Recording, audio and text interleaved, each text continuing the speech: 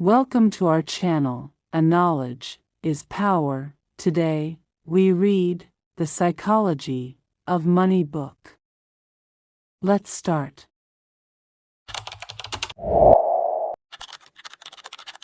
Chapter 1. No One's Crazy. Part 2. I really did not learn about the Depression until I read about it at Harvard. This was a major point in the 1960 election. How, people thought, could someone with no understanding of the biggest economic story of the last generation be put in charge of the economy? It was, in many ways, overcome only by JFK's experience in World War II. That was the other most widespread emotional experience of the previous generation and something his primary opponent, Hubert Humphrey, didn't have.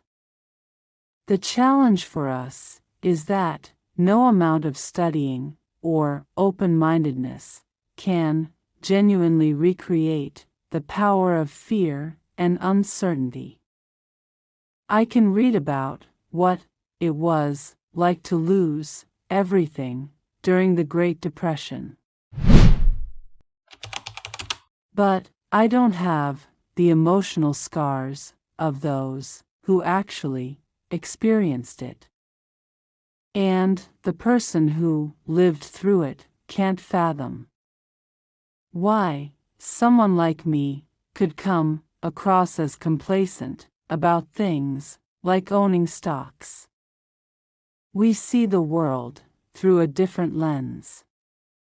Spreadsheets can model the historic frequency of big stock market declines.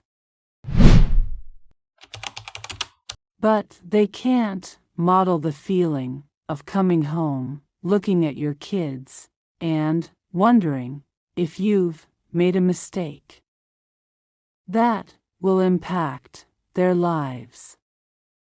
Studying history makes you feel like you understand something.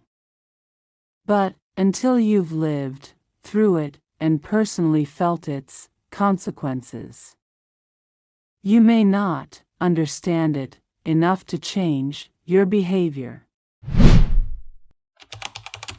We all think we know how the world works. But we've all only experienced a tiny sliver of it. As investor Michael Batnick says, some lessons have to be experienced before they can be understood. We are all victims in different ways to that truth.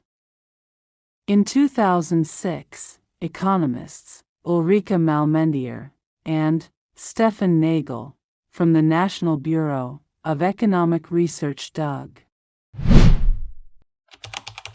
through 50 years of the survey of consumer finances, a detailed look at what Americans do with their money.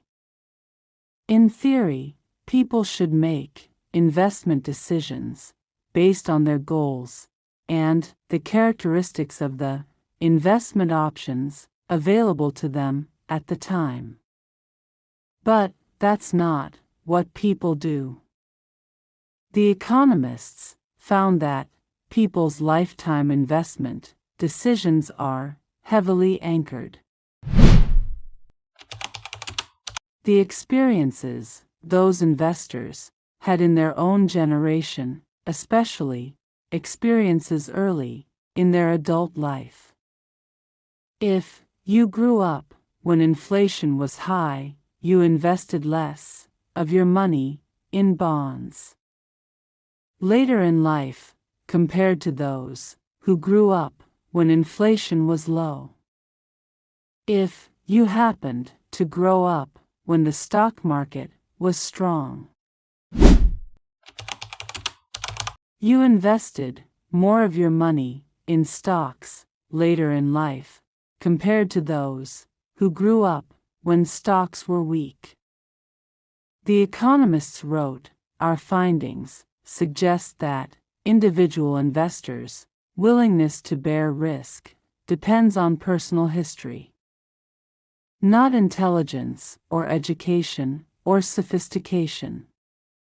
Just the dumb luck of when and where you were born. To all for watching our videos. Do subscribe for more videos.